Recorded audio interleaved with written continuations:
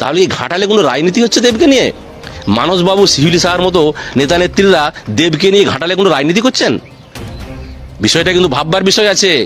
কেন এখন এই রকম টোনে কথা হচ্ছে, কি কারণে হচ্ছে, কিসের জন্য হচ্ছে, ইঙ্গিত কোন দিকে? আপনারা দেখছেন বাংলার আওয়াজ। সেখানে নিশ্চয়ই ঘাটাল মাস্টার প্ল্যান কমিটিতে যারা আছেন তারা সকলেই থাকবেন, দেব আসছেন। সেখানে আলোচনা কি কি হতে পারে এটা তো আমাদের জানা নাই, সেটা তারা আলোচনা করবে। কিন্তু অবশ্যই আমাদের দায়িত্ব যে কি কি আলোচনা হওয়া উচিত এটা দেবেরও জানা দরকার এবং যারা কমিটিতে আছে তাদেরও জানা দরকার। এবছর ছবার বন্যা হয়েছে, ঘাটালের মানুষ জর্জরিত, আর প্রত্যেকবারেই সেই দোষ দেবের উপরে অনেকে দেবার চেষ্টা করেছে যে কেন মাস্টার প্ল্যান হয়নি, বিশেষ করে বিরোধীরা কেন, দলের মধ্যেও কিছু আছে তারাও।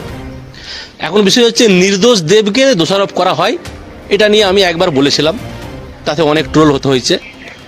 তো বিষয়টা হচ্ছে তার যে দায়িত্ব সে পালন করেছে, এবার ওনাদের দায়িত্ব যারা কমিটি আছে তাদের দায়িত্ব তারা কি করবে। তো কালকে যে মিটিং আছে সেখানে কি আলোচনা হওয়া উচিত? আমার মনে হয় বর্ষা চলে গেছে, বন্যা চলে গেছে, আগামী বর্ষা বা বন্যা আসতে 8 থেকে 9 মাস বাকি আছে। তো ইঞ্জিনিয়ার বাবু যিনি আছেন, যারা এই কমিটিতে আছেন, তাদের দায়িত্ব এই 8-9 মাসেতে এমন কাজটা হওয়া উচিত যাতে আগামী বছর কমসে কম 20% হলেও বোঝা যায় যে হ্যাঁ ঘাটাল মাস্টার প্ল্যান হচ্ছে, সেই কারণে এই 20% বন্যা কম হয়েছে, এই জায়গাগুলোয় জল কম জমেছে, এই জায়গাগুলোতে জল তাড়াতাড়ি পাস হয়ে বেরিয়ে গেছে। এটা যেন বলতে পারে আগামী বছর দেব যে ঘাটাল মাস্টার প্ল্যান হচ্ছে, তার দেখুন ছোট্ট প্রমাণ এই 1 বছরেতে হয়েছে। এই আলোচনাটা হওয়া জরুরি আছে।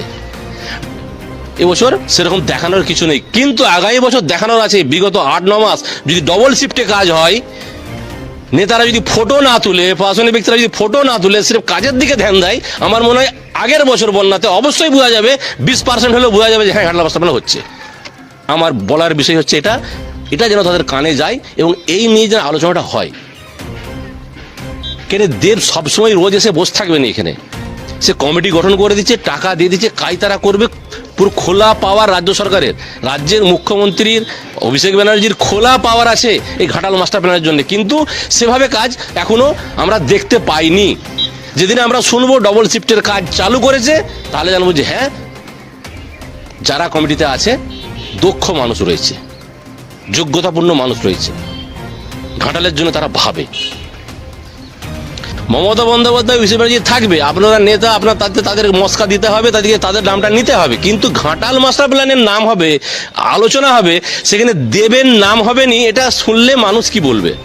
শিউলি স্যার বক্তব্য যারা শুনেছেন অবশ্যই কমেন্ট বক্সে কমেন্ট লিখবেন, কথাটা আমি ঠিক বললাম না ভুল বললাম। তো শিউলি দিদি, আপনি এই বিষয়টা ভাববেন, আগামী দিনে বিগত দিনে কি বলেছেন আর এই 2-4 দিন আগে কি বলেছেন, কেন এটা হচ্ছে?